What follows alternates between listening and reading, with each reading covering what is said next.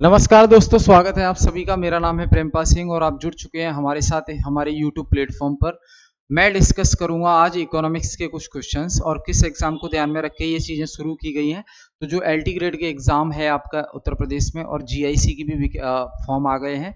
तो GIC PGT level का exam है और LT ग्रेड TGT लेवल का है 9th-10th के लिए।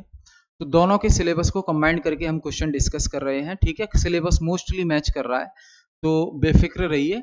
तो आज का जो हम क्वेश्चन कुछ डिस्कस करेंगे वो क्वेश्चन आपके सिलेबस के किस टॉपिक से मैच कर रहे हैं। तो ये सिलेबस का टॉपिक आपको मैंने स्टार्टिंग में दे रखा है। ये एक टॉपिक है आपके सिलेबस में इकोनॉमिक्स में, है ना। Money banking concept, function of money, determinants, money supply, quantity theory, है ना। और ये फंक्शंस, कमर्शियल बैंक और methods of credit control by central bank. Central bank के द्वारा क्रेडिट कंट्रोल करने के लिए कौन कौन से मेथड्स यूज किए जाते हैं उनके बारे में ये क्वेश्चंस आज हम डिस्कस करने वाले हैं। ठीक है, पहला प्रश्न देख लो। What is the primary function of the Reserve Bank of India. Reserve Bank of India का प्राइमरी फंक्शन क्या है? तो नोट जारी करना, या चुनाव कराना। तो चुनाव तो नहीं कराती है RBI। Managing the stock market, share market को मैनेज करती है? नहीं करती। फॉरेन ट्रेड को मैनेज करती है? नहीं करती। तो यहां देखो, RBI नोट इशू करती है। ठीक है, तो नोट इशू करती है RBI। चुनाव कराता है इलेक्शन कमीशन ऑफ इंडिया, आजकल कटघरे में है। स्टॉक मार्केट को रेगुलेट करती है SEBI, securities and exchange board of India. Foreign trade को रेगुलेट कौन करता है इंडिया में? फॉरेन ट्रेड को रेगुलेट कौन करता है? तो मिनिस्ट्री ऑफ कॉमर्स। ठीक है, और ओवरऑल वर्ल्ड ट्रेड को रेगुलेट करने का काम जो नॉर्म्स को फॉलो करवाता है वो WTO है। आजकल टैरिफ वॉर चल रहा है USA के साथ, तो ए आंसर इसका सही हो जाएगा। ठीक है दोस्त, आगे देखें हम।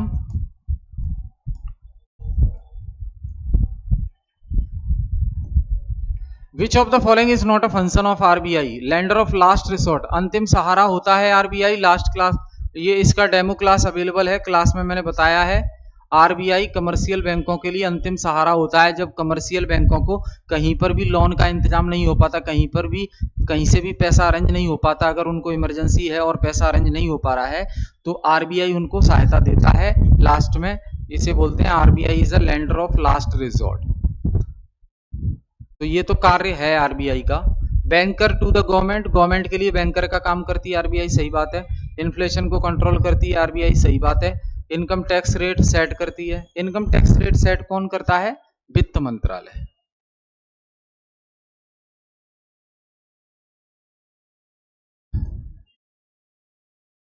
मिनिस्ट्री ऑफ फाइनेंस कौन करता है? मिनिस्ट्री ऑफ फाइनेंस करता है, RBI नहीं करता। तो आंसर हो जाएगा ये। ठीक है, आगे देखिए।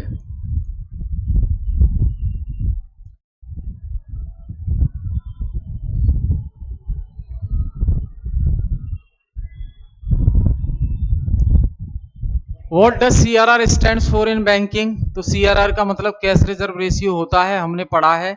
CRR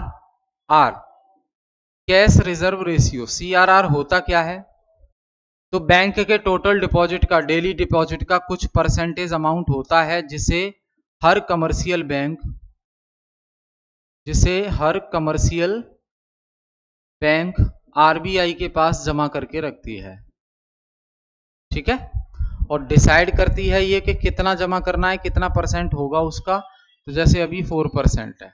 ठीक है, तो क्या समझे, किसी भी कमर्शियल बैंक के पास जो डेली का डिपॉजिट आता है उसका कुछ परसेंटेज अमाउंट उस कमर्शियल बैंक को RBI के पास मेंटेन करके रखना होता है। इसे CRR बोला जाता है और ये अमाउंट कैश में ही मेंटेन होता है, ओनली कैश में। ठीक है, आगे।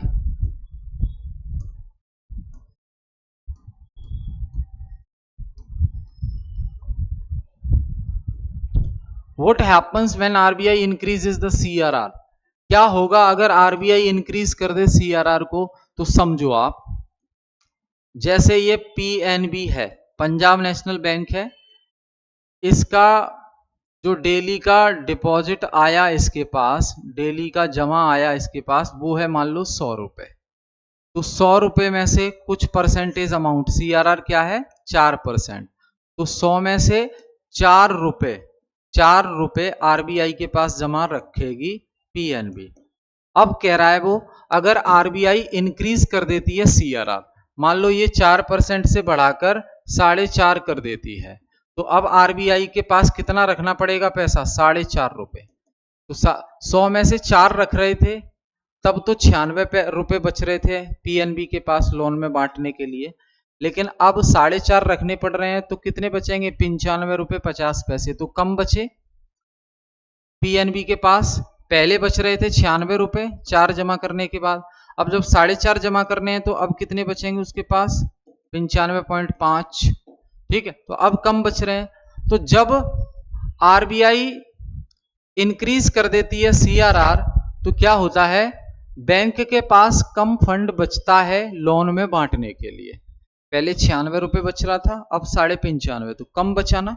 तो ध्यान रखना, जब आरबीआई सीआरआर को इंक्रीज कर देती है तो banks have less funds to lend, यानी कि पीएनबी के पास, हम एग्जांपल में ले रहे हैं पीएनबी के पास अब कम पैसा रहेगा, तो लोन कम दे पाएगी, लोन भी कम दे पाएगी। ठीक है, ध्यान रखेंगे इसको। आगे देखें, रेपो रेट क्या है? तो भैया रेपो रेट क्या है? ये है आरबीआई, और आरबीआई लोन दे रही है किसको? मान लो एसबीआई को लोन दे रही है, तो एसबीआई से कुछ ब्याज लेगा आरबीआई। कितना % ब्याज ले रहा है? वही रेपो रेट है, वही रेपो रेट है। बस ध्यान रखेंगे, ये जो आरबीआई से कमर्शियल बैंक को लोन दिया जा रहा है, ये शॉर्ट टर्म के लिए होता है, कम समय अवधि। ठीक है, और बैंक रेट की फॉर्म में जो लोन दिया जाता है वो लॉन्ग टर्म के लिए होता है, ये होता है शॉर्ट टर्म के लिए।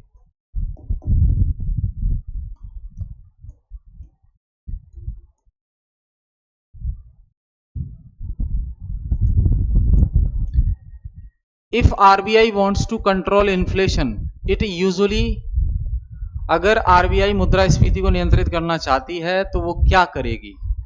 रेपो रेट को कम कर देगी, रेपो रेट को बढ़ा देगी, सीआरआर को कम कर देगी, या गवर्नमेंट सिक्योरिटीज को खरीद लेगी? बताओ भाई। तो देखो, अगर आरबीआई को इन्फ्लेशन कंट्रोल करना है, यानी कि महंगाई पर नियंत्रण पाना है, तो समझो महंगाई होती क्यों है। अगर लोगों के पास भरपूर मात्रा में पैसा है, बाजार में पैसा है, तो वो लोग बाजार में जाके डिमांड बढ़ाएंगे चीजों की, और डिमांड बढ़ेगी तो कीमत भी बढ़ेगी, कीमत बढ़ गई तो इन्फ्लेशन बढ़ गया। अब इन्फ्लेशन को कंट्रोल करना है तो कोशिश ये करती है आरबीआई के, सबसे पहले तो बाजार में जो पैसा जा रहा है बैंकों की तरफ से लोन के फॉर्म में, उसे कम किया जाए, क्योंकि मार्केट में ऑलरेडी पैसा बहुत ज्यादा है लोगों के पास, तो वो डिमांड बढ़ा रहे हैं। अब हम ऐसे में और लोन देते गए तो और बढ़ेगा पैसा उन लोगों के पास, तो और ज्यादा महंगाई आएगी। तो पहले इस पैसे को कंट्रोल किया जाए, कम किया जाए। तो आप सोचो, अभी हमने देखा था कि रेपो रेट में क्या हो रहा था। रेपो रेट क्या थी? रेपो रेट वह इंटरेस्ट रेट थी जिस इंटरेस्ट रेट पर आरबीआई किसी भी कमर्शियल बैंक को लोन देता है। अब रेपो रेट, अगर इन्फ्लेशन कंट्रोल करना है तो रेपो रेट बढ़ानी होगी या घटानी होगी? तो रेपो रेट इंक्रीज करनी होगी। इंक्रीज करने का मतलब क्या है? अब जो ब्याज लेगा आरबीआई वो ज्यादा लेगा। अगर ज्यादा ब्याज आरबीआई ले लेगा तो इन बैंकों के पास कम पैसा बचेगा लोन में बांटने के लिए, तो बाजार में पैसा जाना कम हो जाएगा। ठीक है, याद रखेंगे। वहीं जब बाजार में पैसा बिल्कुल नहीं है तो आरबीआई रेपो रेट को कम कर देगा। SLR का मतलब क्या है? तो SLR का मतलब तो होता है स्टैट्यूटरी लिक्विडिटी रेशियो, पर SLR होता क्या है ये देख लो आप। SLR 18% अभी है। ये रेट मैं डिसाइड नहीं कर रहा हूं, RBI करता है, ये अभी चल रहा है। तो RBI, समझिए इसको, जैसे मान लो कोई भी कमर्शियल बैंक है, कोई भी कमर्शियल बैंक है, कमर्शियल बैंक के पास जो डेली डिपॉजिट आ रहा है, कमर्शियल बैंक के पास जो डेली डिपॉजिट आ रहा है, इस डिपॉजिट का कुछ हिस्सा सेंट्रल कमर्शियल बैंक के पास रखा जाता था, कुछ हिस्सा कमर्शियल बैंक के पास रखा जाता था, उसे हम क्या कहते थे? CRR। लेकिन इसके अलावा कमर्शियल बैंक के पास जो डेली डिपॉजिट आ रहा है उसमें से एक हिस्सा तो CRR का चला जाता है, कमर्शियल बैंक को डेली मेंटेन होता है, और उसके बाद फिर जो बचता है उसमें से SLR की फॉर्म में कुछ पैसा रखना होता है खुद कमर्शियल बैंक को अपने पास। समझिए, CRR क्या है? बैंक के कुल डेली डिपॉजिट का कुछ परसेंटेज अमाउंट हर बैंक कहाँ रखती है? RBI में रखती है। कहाँ रखती है? RBI में रखती है। और SLR क्या है? कमर्शियल बैंक अपने डेली डिपॉजिट का कुछ परसेंटेज अमाउंट अपने खुद के पास रखती है।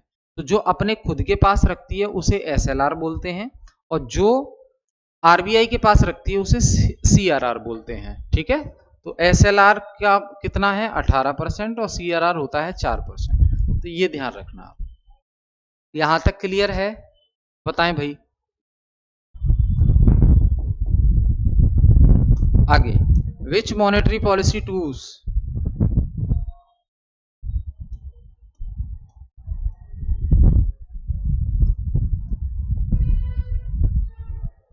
मॉनेटरी पॉलिसी का मीनिंग क्या है? तो मॉनेटरी पॉलिसी का मीनिंग है भैया, मार्केट में मनी सप्लाई को कंट्रोल करने के लिए जो नीति बनाई जाती है उसे मौद्रिक नीति कहते हैं। तो policy that control money supply and interest rate, उसे कहते हैं मॉनेटरी पॉलिसी। अब बात आती है मॉनेटरी पॉलिसी की, तो मॉनेटरी पॉलिसी को बनाता कौन है? तो मॉनेटरी पॉलिसी को बनाता है MPC। MPC का मतलब होता है monetary policy committee, monetary policy committee कहते हैं इसको। इसमें होते हैं 6 मेंबर, 3 भारत सरकार की तरफ से और 3 RBI की तरफ से। तो ये बनाता है मॉनेटरी पॉलिसी। इनडायरेक्टली आप कह सकते हैं कि RBI बनाती है, क्योंकि ये MPC RBI के अंडर ही रहती है। ठीक है, और ये जो मॉनेटरी पॉलिसी कमेटी है इसकी बैठक हर 3 महीने में होती है, हर 3 महीने में इसकी बैठक होती है। तब ये मार्केट को ऑब्जर्व करती है कि क्या माहौल चल रहा है, महंगाई ज्यादा है कम है, उस बिहाफ पे ये एक्शन लेती है इंटरेस्ट रेट को कम ज्यादा करके। When RBI lowers the repo rate, अगर RBI रेपो रेट कम कर दे तो इसका रिजल्ट क्या होगा? समझिए आप, रेपो रेट कम हो गई, इसका मतलब कमर्शियल बैंक को लोन सस्ता मिलेगा, और सस्ता मिलेगा तो वो ज्यादा दे पाएंगे। तो ध्यान रखना, increased borrowing bye banks, commercial बैंकों के द्वारा उधार लेना ज्यादा हो जाएगा, ज्यादा उधार लेंगे वो लोग, क्योंकि सस्ता मिल रहा है। हम भी कहते हैं ना, चलो चलो चलो लोन सस्ता हो गया है, अभी ले लेते हैं, अभी ले लेते हैं, तो सब लोग पहुंच जाएंगे। तो अगर इंटरेस्ट रेट कम हो जाएगा तो कमर्शियल बैंक RBI के पास ज्यादा जाएंगे लोन लेने के लिए। ठीक है,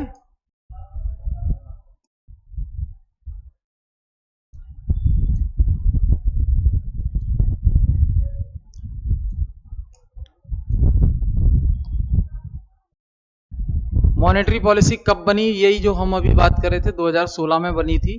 ठीक है, who heads the monetary policy committee? तो obviously governor of RBI। Which of the following bank is the bankers of bank? RBI को ही कहते हैं बैंकों का बैंक। अच्छा बताओ, ये जो RBI है इसके वर्तमान गवर्नर कौन है? वर्तमान गवर्नर वर्तमान गवर्नर कौन है आरबीआई के? संजय मल्होत्रा, ये वर्तमान गवर्नर हैं। पहले भारतीय गवर्नर, आरबीआई के पहले भारतीय गवर्नर कौन होंगे? सीडी देशमुख।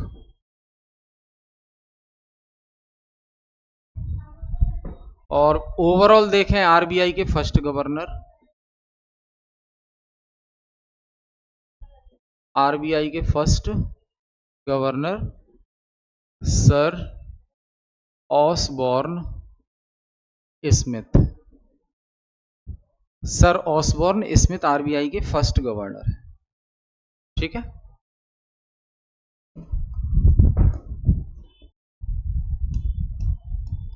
एनपीए का मतलब क्या है? Non performing assets. जो आरबीआई, जो बैंक लोन बांट देता है और लोन रिकवर नहीं हो जाता है तो वो एनपीए डिक्लेयर कर दिया जाता है कुछ टाइम के बाद, यानी कि पैसा मारा गया। Non performing assets.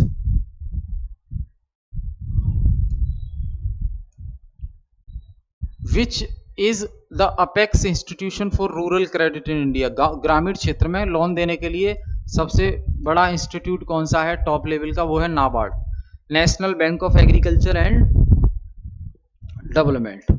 Shiv Raman committee की सिफारिश पर नाबार्ड की स्थापना होती है भारत में। निम्नलिखित में से कौन मौद्रिक नीति का प्रत्यक्ष उपकरण नहीं है? Direct monetary policy instrument, open market operation चलता है, मोरल सुएशन भी है, पब्लिसिटी भी है, क्रेडिट सीलिंग नहीं है। ठीक है, दो प्रकार के मॉनेटरी पॉलिसी टूल्स होते हैं, क्वालिटेटिव और क्वांटिटेटिव, गुणात्मक और संख्यात्मक। निम्नलिखित में से कौन आरबीआई द्वारा नियंत्रित नहीं है? निम्नलिखित में से किसको आरबीआई कंट्रोल नहीं करती है? तो देखो, कमर्शियल बैंकों को आरबीआई करती है, कोऑपरेटिव बैंकों को करती है, स्टॉक एक्सचेंज को नहीं करती है, क्योंकि बताया मैंने आपको अभी स्टॉक एक्सचेंज को कौन करता है? SEBI, securities and exchange board of India.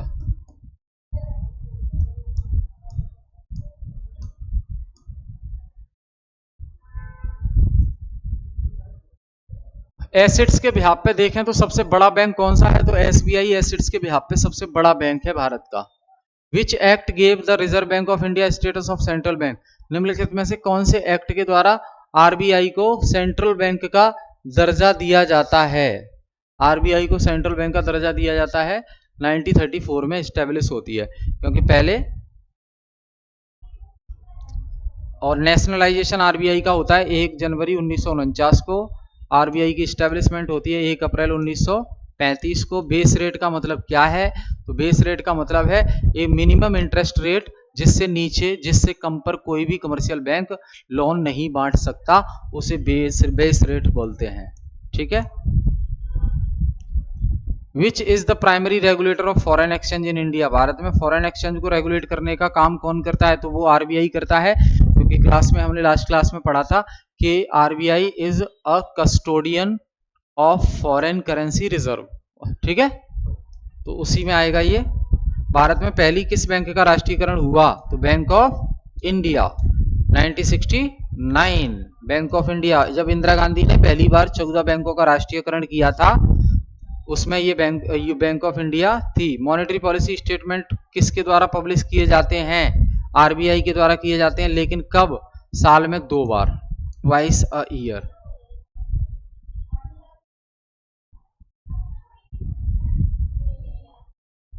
SLR बढ़ाने से क्या प्रभाव पड़ेगा देश में?